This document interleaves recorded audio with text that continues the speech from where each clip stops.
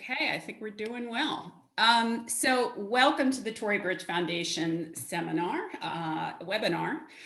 And this today is your guide to alternative funding. I'm Lori Fabiano, the president of the Tory Burch Foundation. And we are so fortunate today to have two outstanding experts in the field with us.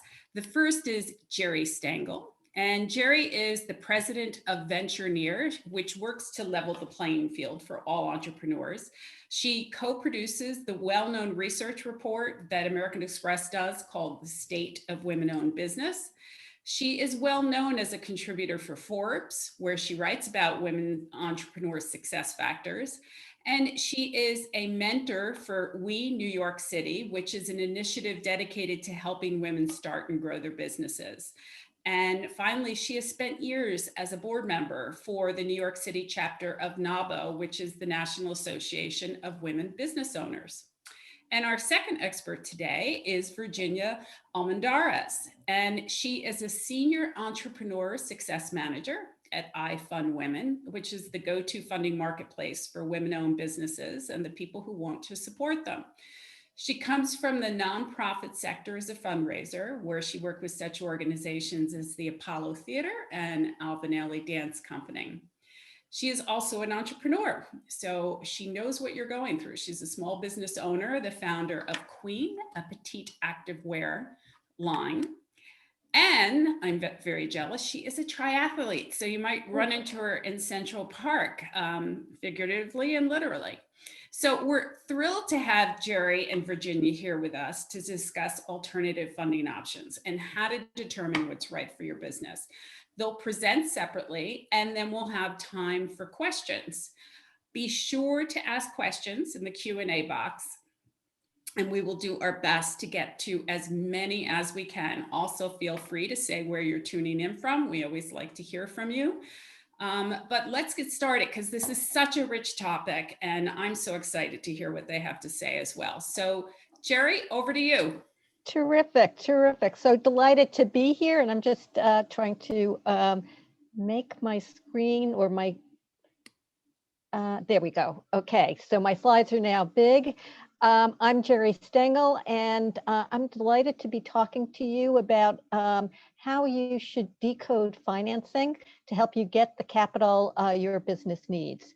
If women entrepreneurs knew the right financing options for their specific situation, they would raise money faster and at a lower cost. It's best to start the learning process before you actually need the money, because the last thing you want to do is feel pressured when you're making the decision and make that decision too fast. So what should you be taking into consideration? So that first lens that I like to shape a decision is, what is your aspiration? And there is no right answer. It's the answer that fits your particular situation, and not to worry if you change your mind and want to grow your aspiration or want to downsize your aspiration. So when I first started Ventureneer 10 years ago, really I was focused on small businesses and they were going to be my clients. And then I switched my focus. And even though my focus is still helping entrepreneurs, the organizations that are paying me are governments and corporations. So now I'm a supplier, but my end user is still the same. I do this as a solopreneur. So I sort of I'm in two different categories. So what are the things that you should consider when you're looking at your financing needs? Stage of your company is really, really critical, and I'll go into detail in that one in the next slide. If you are a high potential company, meaning you see yourself growing at 40% or more year in and year out, and you may want to raise angel or venture capital. The kinds of questions that you should be thinking about is the size of your market. Are you targeting at least $1 billion market? And are you addressing a pain point that meets the needs of a large swath of that marketplace. Other things that you want to consider is how fast you want to grow. So is growing organically through profits fast enough for you? Or do you want to raise outside funding to meet so that you can grow faster? How much money do you need? So again, if it's a little bit of money, you might choose one option. And if it's a lot of money, you might again go for angel or venture capital. Other questions that are going to be very, very important are you profitable? So banks in particular are really going to care about profitability. And finally, what will your money be used for? So I just finished teaching for New York City Small Business Services, and I had a company that was a moving company in the class, and I had a company that was a food manufacturer. Both of them have equipment, meaning a mover needs trucks and a manufacturer has equipment to produce, in this particular case, it was empanadas. And there are specialty financiers that finance equipment in those two specific areas. And they can be very, very good choices. So this is just a chart to lay out, depending upon what stage of business you are, where you might seek financing. So what I want to particularly focus in on, and I will do this periodically through the presentation, is banks. So it's not personal when a bank turns you down, because they really don't finance companies until they're at least 2 or 3 years into business. If you want money earlier than that, a better choice might be a credit union, but an even better choice than that would be a CDFI, a commercial, a community development financial institution. And I'm going to be talking a lot about this type of funding throughout the presentation. They charge a little bit higher in interest rate, but they provide technical assistance. And they really were created to serve people that aren't getting funded. So women, minorities, people from rural communities. And I'm going to let you go through the rest of this presentation or this particular slide more at your leisure than going into all of this. But again, I just wanted to point out, one lens to be looking at the way you raise money. Another lens is how affordable is the type of financing that you're looking for, and how easy it is to do it and how fast you can do it. So again, focusing in on loans, especially right now, banks have tightened their credit terms. So it's going to be far harder to raise money through a bank than a year and a half ago, when we weren't in an economic crisis. Again, CDFIs were created to help banks. They cost a little bit more. So as you can see, they're lower down on affordability. And perhaps I should have explained the graph to you. Things are more affordable as you go up the vertical axis, and things are more easily accessible and faster to access as you move from left to right. And some funding, like rewards-based crowdfunding, which IFundWomen comes with benefits. I'm not going to steal Virginia's thunder. I'm going to let her tell you all the pros about rewards-based crowdfunding. But because I am a research geek, I'm simply going to tell you that rewards-based crowdfunding is the one financing option that women outperform men. And they do that for 3 reasons. They're better marketers. They pull at the emotional heartstrings. Their community comes around them. And they're seen as more trustworthy. So I know this is a particular interest to people because grants are free money. And a lot of, the government is giving out a lot of free money these days.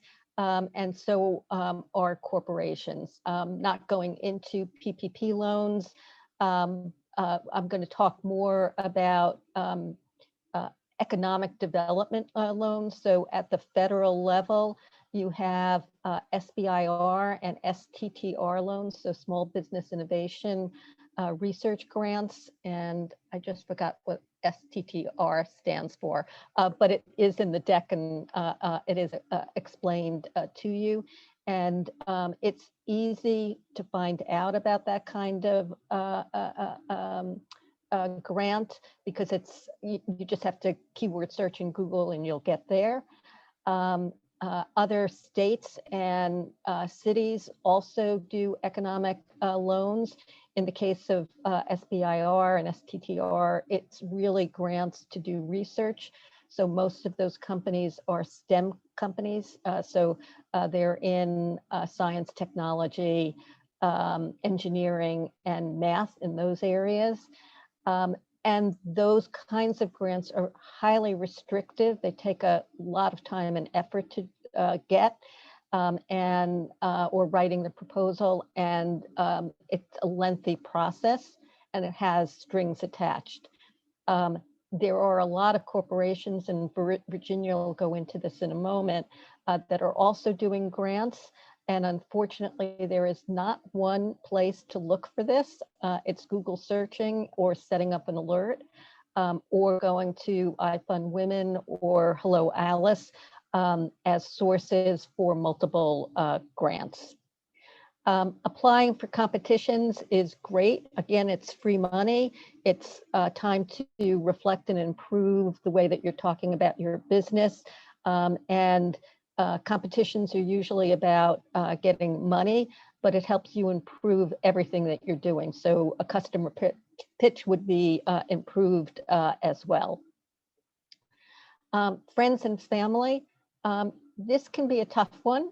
Number one, not all friends and family will either lend money or invest in your business. And that doesn't mean that they don't love you. It just means that that kind of gift is not, what they're comfortable doing. Very importantly, formalize the relationship. So treat them as you would a professional investor by doing an agreement, by pitching them on what you're doing. And probably the most important is don't even ask them if you don't think you can face them at Thanksgiving dinner. So that's why I have a turkey in the picture. Most people will get debt or take out debt, and it is what most people are familiar with. And the most important thing here is, or not the most important, banks are going to weigh heavily on credit score. Larger banks will rely on the numbers even more than small banks or credit unions. Character will weigh in more for credit unions, small banks, and CDFIs. They will look to see if you've invested in your business. They will look to see if you have the capacity to pay them back on a monthly basis. In other words, do you have the cash flow? Can you collateralize the loan? So do you have inventory or equipment or real estate that could collateralize the loan? And that'll help you decrease the interest rate. And then conditions. So we are not in a good condition right now. The economic crisis or economic shock of COVID-19 has hit any debt provider, and they are less likely right now to lend to you, just period, end of sentence. There is more money out there probably from angels and venture capitalists. The benefits of debt is that it is a tax deduction, and you maintain control of your business. And as I said, you have to repay it and have cash flow. So where can you find loans? One of my favorites is Kiva. So this is crowdfunding light. You can raise up to $15,000, although probably the first time you take out a loan from Kiva, it'll be more like $5,000. And as they learn to trust you, you can increase the amount to $10,000 and $15,000, but it is a no interest loan. And you're first going out to a small group of your friends and family, asking them maybe to donate $25, and then they open it up to the wider community. And I'm going to take you through in additional slides a lot of these other options. So there is a new category that I'm going to say has really been created over maybe the last 5 years, and that is what I'm calling customer lenders. So these organizations know your track record, and they are more likely to lend to you because they trust you. They've seen how you do business, and their rates, interest rates, will be closer to a bank than probably other alternatives. So it's Amazon and American Express and QuickBooks, a lot of the organizations that you know, and there may be others that I don't know that are doing this as well. Community development financial institutions, as I mentioned, I'm a huge fan of CDFIs. Tory Burch Foundation is a huge fan of CDFIs, and they do have a relationship with Bank of America, and they can talk about that at the end, but they were created to help women, minorities, rural communities, and low to moderate income businesses get the financing that they need. It may take longer to get it, but everybody right now is becoming more digital. So a lot of even CDFIs who are nonprofits are digitizing themselves and speeding up the process. If you've been turned down by a bank, CDFI is also a good alternative, but you can go back to your bank and ask for an SBA loan. My time is running out, so I'm going to just turn to another option, and I apologize for the dense amount of type that's here, but I wanted to let you know that there are an awful lot of alternative financing, and these alternative financing options rely on other indicators rather than cash flow and profitability. They may be interested in just seeing your credit card receipts. And they're taking a percentage of your revenue, either on a daily or weekly basis. They can be very expensive, so you want to use them as short-term financing. Factoring can be a good choice, which is when the factor buys your invoices at a discount, and so they take on the responsibility of getting paid. So, especially in some industries, they don't pay for 60, sometimes even more days than 60. So factoring can be a very good option. Contract financing. So for those of you who don't have inventory, contract financing is a good alternative, and equipment financing. I think I'm running out of time. Oh, I have 3 more minutes. So I'll come back to this. So pros and cons of alternative financing is that it's a quick and easy application process. They make the decision pretty quickly, and funds can be in your account very fast. Geri, can I yeah. want to clarify one thing. So when you're saying alternative financing, you're referring to anything but banks, correct? So it's a complicated term. I would say anything but debt. Mm-hmm. So it's a complicated term. So technically, even crowdfunding would fall in this category. but I usually break out crowdfunding separately.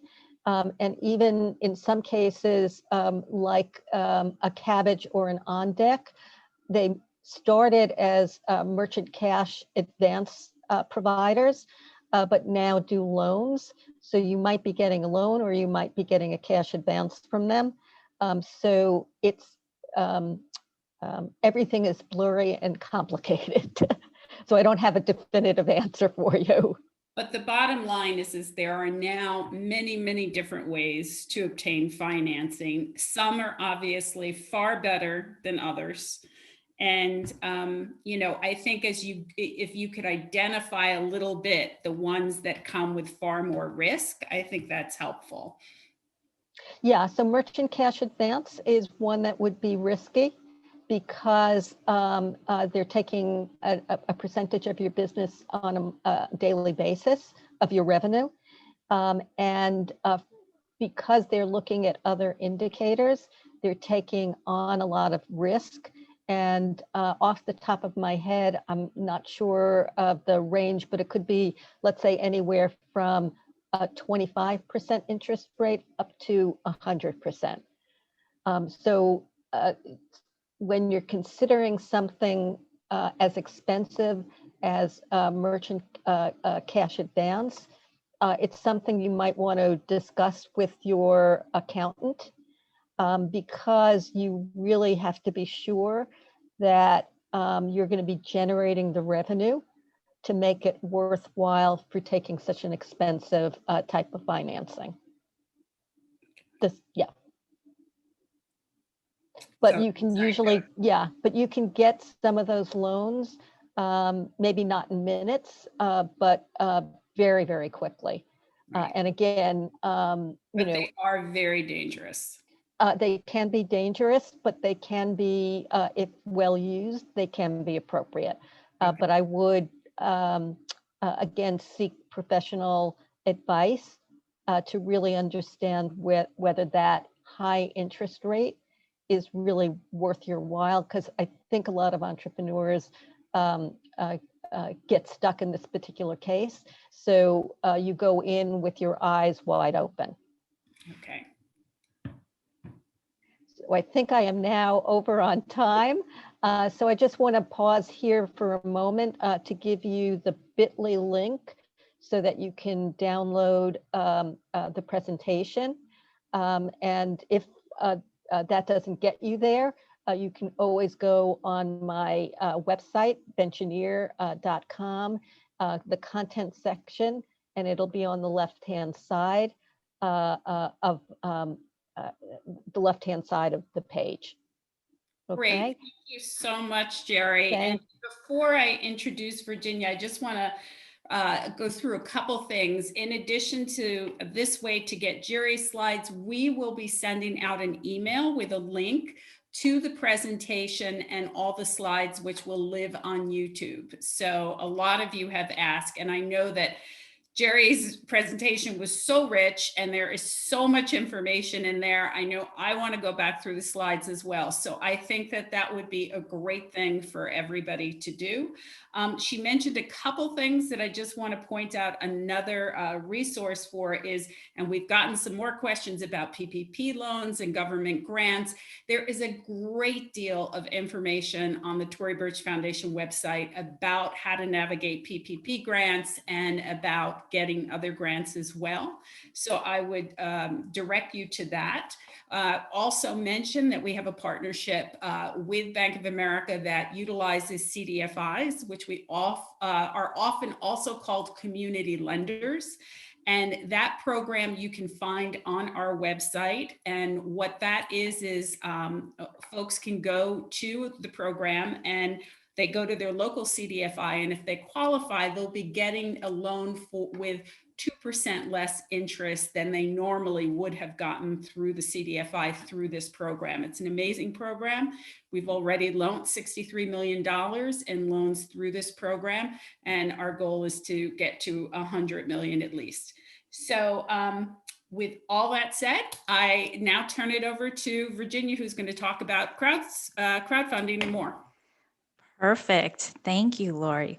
Thank you, Geri, for that awesome presentation. I'm really excited to be here. I'm loving the content, and thank you to the foundation for inviting IFundWomen. As mentioned, my name is Virginia. I'm one of the coaches at IFundWomen. I'm going to be talking about leveraging online fundraising for your business. So we'll dive in.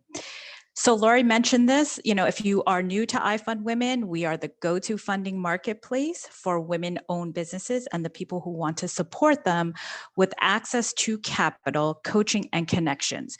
So as Geri had mentioned, we are a rewards-based, flexible crowdfunding platform, and I'll get into that a bit. We provide expert coaching, and we have a network of over 10,000 entrepreneurs in our community through our Slack channel. And I have two exciting announcements that I'll be making at the end of the presentation and some opportunities available to you. So really looking at the funding problem, right? IFundWomen is looking to close that funding gap. So we found that women-led startups receive just 2.3% of the venture capital pie last year. Now, this was down from the previous year, which was 2.8. So we kind of lost some ground. And when we talk about women of color businesses, we're talking about less than 1% are receiving venture capital pie. And so it's really interesting because I know that is always the sexy route. That's the big numbers, but really looking at some of these numbers and what we are able to provide as an alternative source of funding for you and your businesses. And so here are some of the funding options, right? We can go on for days about all of the different categories.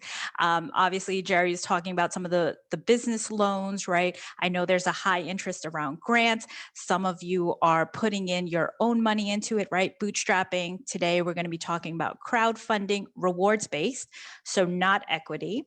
And then you also have the investment option, which we just saw can be a real challenge to break that ceiling as well.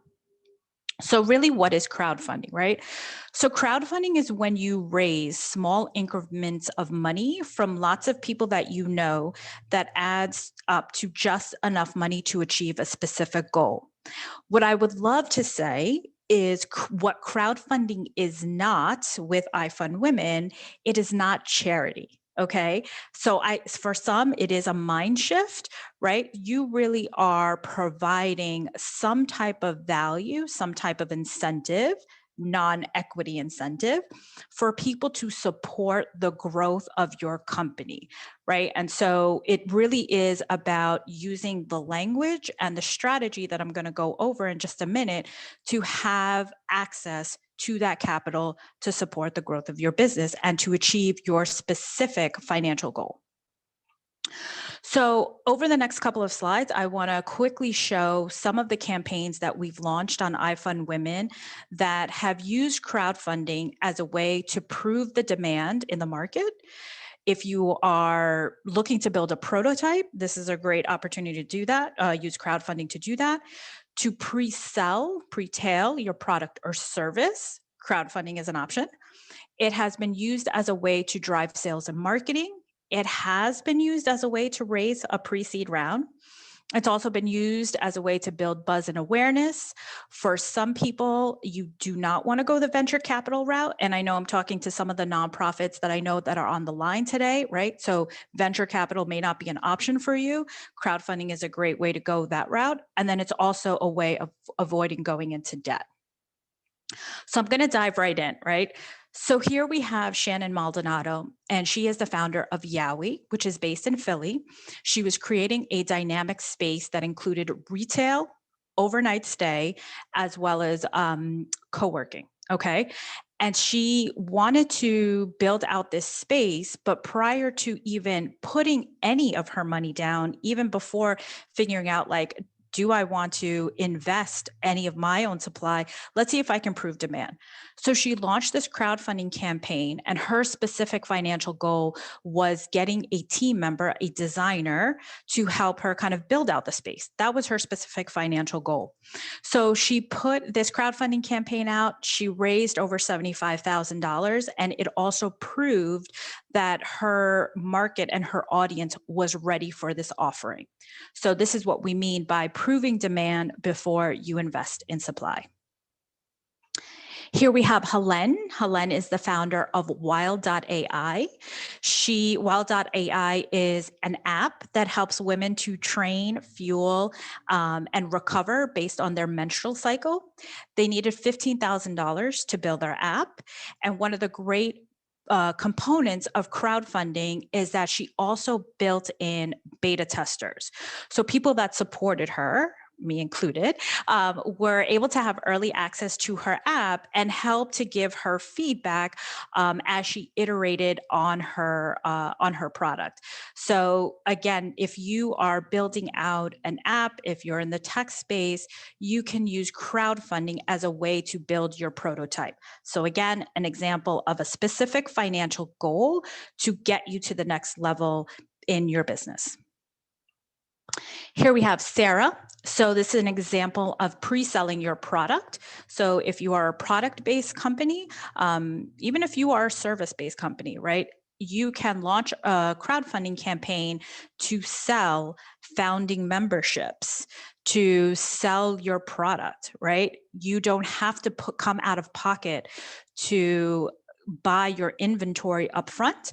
This is a great opportunity to put out a crowdfunding campaign and raise that money. So here, Holdette was a professional workwear line for women, and these suits had real pockets. As you can see, she used over $25,000 to launch her first suit line. Here we have Michelle, who is the founder of La Botica Verde. So IFundWomen is a global brand. We work with entrepreneurs all around the world, Canada, Latin America, Asia. And so here they were raising $20,000 as a way to grow their inventory, figuratively, and actually in real life. So they provide farming, they provide products to grocery stores throughout Latin America. So they needed $20,000 to help grow their inventory. And as you can see, they had over 142 funders supporting their campaign. Here we have Ethel's Club. So they are a social and wellness club designed to celebrate people of color, both online and real life. So here's an example of raising a seed round. So your fundraising journey will be a journey, right? And so she launched a crowdfunding campaign as a way to get buzz and awareness of what she was doing. She was selling founding memberships, and she was also selling a preview to her pitch deck. She had been establishing relationships with potential funders that had higher capacity. And so this was a great way for them to show their initial support of her business. And so as a result of this crowdfunding campaign, she went on to raise $1 million seed round. So fundraising is about relationships. So it's not just kind of one and done. You want to continue to identify potential funders that want to join you on this journey and may have the capacity to give you larger sums of money. So talking about an alternative source of funding, we have G-Code House. This is Bridget. This is a nonprofit organization based out in Boston. So as a nonprofit, they were looking to pilot some of their initial programming for Black and Brown women. And so they raised over $50,000 from her network, over 300 funders. And many of the funders of this campaign were people within their community and future beneficiaries of this program. And finally, we have Mexican Spice. So they came to us during COVID. They lost their space. They raised $40,000 in about 2 weeks. And this really was the pivotal point for them to avoid going out of business. So they are a Mexican restaurant based in New Jersey. They did some really great things on social, and they really brought people into their story. And so we were really excited that they were able to raise the money that they needed to move to a new space and continue on with their business as it was their livelihood, right? So at IFundWomen, we have a particular method that has helped all of these campaigns raise money successfully. These are the 4 components. And we also have a resource and tool called the IFundWomen Method Playbook that you can go onto our site and find more information, and we can provide it in the follow-up. But essentially, we help you to hone your pitch, having a really clear, concise pitch that explains the problem that you're solving and how you're solving it, which Geri also alluded to.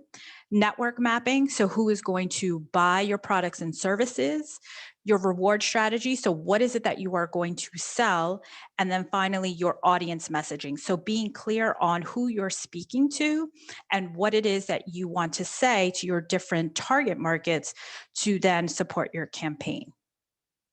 Okay, and I know I'm almost over time, so I'm wrapping up. And so we take a holistic approach here at IFundWomen. So as we mentioned, crowdfunding, we are flexible. You keep the money that you raise. You do not have to raise all of it. We also provide grant opportunities. So by raising capital on our platform, you are considered for grant opportunities just by crowdfunding. We provide coaching, one-on-one coaching on not only specific topics around crowdfunding, but various areas around your business, sales and marketing, business and finance, legal, growing your team. We provide creative services and connections. So first announcement I want to make is we just launched this week a grant opportunity with Neutrogena. If you are a business in the health and beauty wellness space, we are providing a six $10,000 grants to businesses that are US based. There is no revenue requirement. So if you do not have revenue just yet and you're in your pre-revenue phase, you are eligible. And so you can just go to ifundwomen.com/grants for more information. It's open till April 26th. That's my first announcement. So here, just to kind of sum up, and you can take a screenshot of this if you'd like, these are really the components that you want to think about as you are prepping for a crowdfunding campaign. You want to hone your pitch. You want to map out who those people are. Do not pick a goal out of thin air, really being specific on what it is that you're trying to achieve in the immediate, right? Create compelling rewards, be legit. And so what we mean by that is having at least a landing page, a website, and at least one social media handle. This is going to help you with your marketing strategy, having a video, leaning into the resources and making the ask and not going at it alone. And then finally, for the community, we are happy to celebrate International Women's Month. Today is the last day. We do have a special offer for you all on 35% off of our one-on-one coaching for the first month on our monthly plan, or 35% off of our annual plan. So we are here for it to help you raise that money. There you go. That's wonderful. Thank you so much, Virginia. So Vicky just asked, are these examples from a crowdfunding platform? And yes, they're all from IFundWomen, which is a crowdfunding platform. And I thought Debbie asked a great question. Do you have to reward your contributors? Yep. What do you say? I say that you do not have to. What we talk about being creative about your rewards, you can have a social media shout out. Like, that's a level. You can monetize your specific skills. If you are a great baker, put a basket of baked goods. Like, so you don't have to always just do swag, t-shirts and hats and things like that that are going to cost you money. Whenever you can go digital, that's the best. Great, thank you. So we have a ton of questions, and I'm going to start with one that I have now heard asked in a variety of forms, which is, when do I know it's time to look for investors? You want to take that, Geri? Yeah, sure. So it depends. So it really depends on your goals and really understanding the pros and cons of equity investments. In the deck, I go into those pros and cons. You are giving up a share of your company, and you really have to understand the risk. So I've, over the 10 years that I've been writing articles in Forbes, I've written about at least 3, maybe 4 women who have lost control of their companies. So that is a possibility. And you're reporting to your investors as opposed to really owning the entire company. But again, just to sort of set the what an equity investor is looking for is they want you to be targeting $1 billion marketplace at least, and that you are addressing a pain point that is needed by a large swath of that marketplace, and that you would be exiting, I would say, between 5 and 10 years. So what Geri said is really important, and I think often misunderstood by a lot of entrepreneurs. They hear stories of people investing in businesses and they think it's right for them. It's very, very rare that you're going to get this kind of angel investment in the very early stages of your business. And they're really looking, as Geri said, for those billion-dollar businesses and for those businesses where they can get out of their investment within a shorter amount of time. Crowdfunding, CDFIs, these are the much more reasonable ways for you to seek funding for small businesses in the early stages. And so to that, Virginia, how do people know what is the best crowdfunding platform for them to use? What should they be looking for? And Sure. I know IFundWomen is amazing, but yeah. there's other things too, right? Yeah, absolutely. So we specialize in women-owned businesses. We also work with nonprofit organizations. I think one of the great advantages of IFundWomen is that we are flexible. So you're able to keep the money that you raise. So if your goal is 20, you raise 15, you're able to keep that. There are other platforms like the Kickstarter version, which really focus on like tech as well. That's kind of like their specialty, where it's an all or nothing. So if you feel like I want to ensure that I'm reaching that goal and that I don't owe anybody anything else, that's a good route for you. If you're really just into maybe perhaps going the contribution route, like really, I don't want to provide rewards. There are things like, GoFundMe out there as well. I think what to look for is what are any fees that they charge, because all platforms take a certain percentage, as well as the credit card fees. And then also how long it takes for you to like set up and when you get the payout, right? So within 1 week for our campaigns, you are able to access funds on our platform. Right. So those are some of the key things to look for. Yes. Geri, a lot of people have asked, so I've been to my bank, I went through everything, I got turned down. What do I do next? So my 2 suggestions, or actually, now that I'm thinking about it, there's probably even more than that. So Community Development Financial Institution, if you can go to Tory Burch and look for resources there, you can also keyword search CDFI locator. And I believe I have one of those locators in my slide deck, just to find the ones that are local to you. SBA loans are another way. So banks, CDFIs, credit unions offer SBA loans, and they are specifically given to companies that have been turned down. But just be mindful that you've been turned down. That took some time, and then it's going to take them some time to approve you. So it can be a lengthy process. If you're just looking for a few $1,000s, Kiva is a no interest choice, and a very, very good choice as well. That's great. And I would just add, find out why you were turned down. Don't ever walk away from a bank or anybody that tells you no without finding out why. If it was your credit score, there is ways to improve credit scores. Just make sure you know it's helpful to you. And what about, should they consider the PayPals and the Amazons and those customer-based? sources Yes. as well? So that's so I'm in the process of researching all of them. So I'm pretty sure that they would be just a little bit more expensive than a bank, not less than credit cards, probably somewhere between a CDFI and a bank.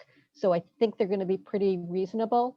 But again, if you're doing research, you can find this out, but you have to be a customer of them. Got it. Okay.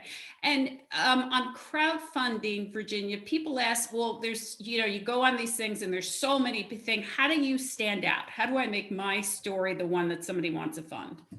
Yeah, I think one of the things you absolutely should do is have a concise and succinct pitch, right? Really defining what is the problem and how are you solving it? Being clear on how you deliver that. So that's one way.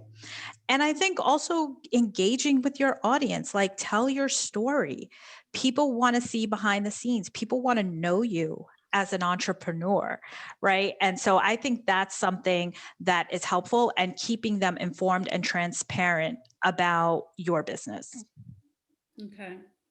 And Geri, Regina asked, and this is a broad question, so I realize it might take a big answer, but is there a source that's better for small businesses that are service providers? In other words, they don't have a product to sell or so forth. So I'm thinking more here, the real estate firms, the lawyers, anybody on Main Street. Is there a better source for them? So I'll talk about myself. I'm a service business, so I have a line of credit from my bank. You may be too young a business to get a line of credit, but I'm going to be repetitive here. Kiva is a good choice. CDFIs are a good choice. Also a good choice are small banks and credit unions as opposed to the large banks. The reason I hesitated is just because we are in a down economy right now. It's going to take a long time, hopefully less long than the last financial crisis, for banks terms to loosen up again. But small banks, credit unions are going to be friendlier to you than the big banks. I have done crowdfunding, so depending upon what you're doing, and let me tell you, mine was pretty esoteric. So I actually did research on Regulation D, not Regulation C of crowdfunding. And I did have sponsors, so I had Dell and a law firm sponsor it, but I wanted to feel the pain of crowdfunding, so I did a reward-based crowdfunding campaign. And Virginia, I simply, for the low, people that weren't giving me a lot of money, it was a shout out on social media or in the research report. So you can do service-based businesses. In that particular case, it was a specific project that I was funding. But again, it's opening up your eyes. And I will also add to that is that I've gotten loans from American Express. So my credit card company is American Express. So I've experimented in a couple of different ways because they have multiple types of loan offerings. And they were fairly reasonable. So we have a question from kitchen table startups type of things. And so somebody made below $10,000 in their first collection, but feels that they have a really smart plan. So it's really, really nascent, but they need some money. What would be your first suggestion, either of you, for this person? Yeah. I mean, I think one of the things is really honing in on what is that financial goal. So, right, first and foremost, what is it that you need to move your business forward, like realistically, right? We would all love to have $100,000 to pay us or whatever, but really what is the financial need to help you build traction for your business. I would say start also networking and connecting with who does Geri know inside of CDFIs? Like that I might be, is that an option? So I think sometimes as entrepreneurs, we want the turnkey solution, money granted, unlock the vault, right? And it's about networking. It's about relationship building. It's about that fundraising journey and exploring all your options and networking, because whether you go to crowdfunding, whether you need a reference for a bank loan or something, you want to bring these people in to help you. That would be one of my advice.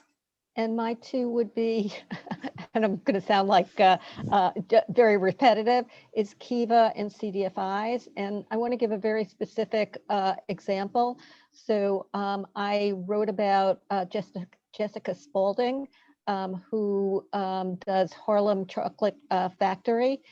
She started, she lost her job, was in Manhattan looking at the library and found out that there was a business plan competition that you could win $10,000 or $15,000, decided to enter it. At the same time, she took a class at New York City Small Business Services. At that class, she met Axion, which is a CDFI lender. They lent her $2,000 to buy molds and chocolate. And she's grown her business from, working out of Hot Bread Kitchen and selling at street fairs to now having a storefront on Strivers Row in Harlem. So you can start small and grow. And certainly CDFIs are there for you in the long haul. And one thing that I did not emphasize enough about CDFIs is the technical assistance. So what particularly helped Jessica, because she did win that business plan competition, is that to win that $2,000 grant, Axion really taught her about her financials, and she could really, really explain them, versus the other people at the competition. They may have had equally good sort of elevator pitches, but answering the questions was more difficult for them. And she really outshined them because of the work that she had done with Axion. That's such a great point, Geri. You really need to own your financials. You have to know them inside out. Do not be afraid of this part of your business. And if you are, get the help you need so that you become comfortable enough that you really do own it. And then, so starting at the very beginning with a kitchen table person, and they want to go to their family and friends, how do they present it so that it's not a favor, but that this is a real business opportunity? And I'll just repeat something that Tory Burch says all the time, because she raised a lot of her initial money from family and friends. And she said that she went to all of them, and I keep thinking about the turkey in your slide. And she said, don't give me any money unless you're prepared to lose it. Now, obviously, Tory did not lose their money and did really well, but I think that that is a wise place to start with family and friends. But Virginia, why don't you expound on that a little? Yeah, I mean, look, I could talk a lot about this. As an entrepreneur, you are going to ask, right? And so I actually teach around making the ask. One, do not make assumptions for other people. Let your family and friends make their own decisions, right? I know that there's an underlying fear, but as an entrepreneur, you are going to be negotiating, you're going to be asking. So this is a great opportunity for you to put that into practice. And there are people out there that want to support you and that are just waiting for you to make the ask, right? And what's the worst that can happen is that they can say no. I would say 90% of people don't say no. They'll say just like, okay, come back to me later, or, and you go back to them. And that's when you get to be persistent. But I would say, don't make the choice for them, right? Like, ask. I'll add into it, be professional. So pitch them in the way that you would pitch a banker or an investor, a lender or an investor. So, really learn how to do your elevator pitch. A book that I particularly like is Get Back by Evan Loomis and Evan Baer.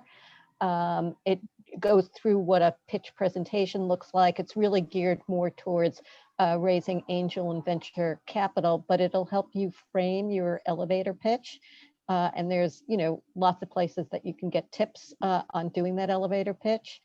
And formalize the agreement so that it's written down, because they may remember, or you may remember that they were gifting you the money. They may remember that, you promised them a return on the investment. And what is the terms? Is it debt? Is it equity? What time frame do you pay back? You don't have to go to a lawyer. You probably can find something by Googling it online. Okay. And speaking of investors, Inga asked us for clarification. Geri, what does it mean by exiting in 5 to 7 years? So these days, the most typical way that you're going to exit is another company, a much bigger company is going to buy your company.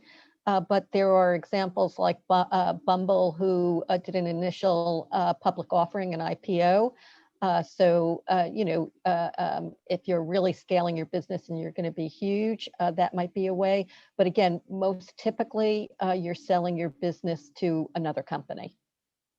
Got it. So exiting simply means that it's no longer your company. And lots of times investors want you to exit so they can realize their gains.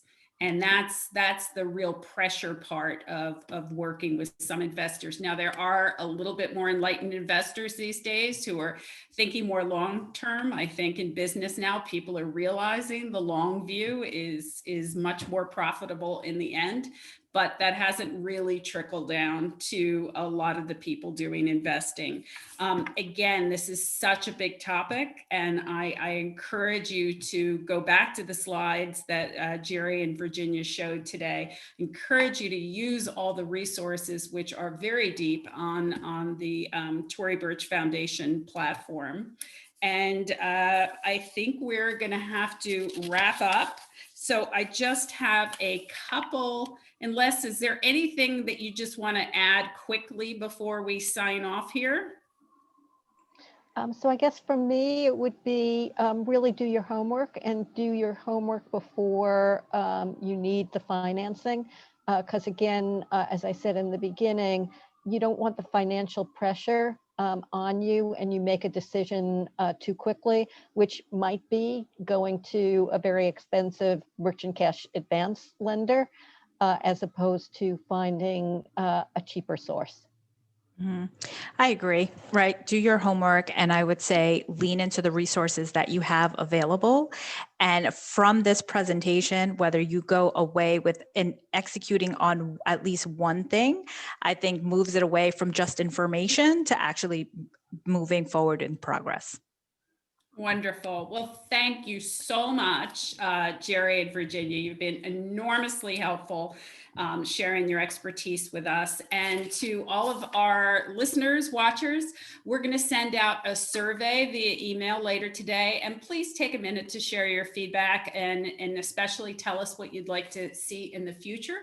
It really helps us program and schedule these webinars. And so our next webinar will be next Wednesday, April 7th at 1 p.m. on how to grow followers and revenue on social media. We know that this is a big topic. And again, be sure to check out the Tory Burch Foundation. And I'll remind you again about the Tory Burch Foundation and Bank of America loan program for entrepreneurs, which you can find more information about on our website. So we will see you next time. Thank you for joining us. Thank you. Thank you.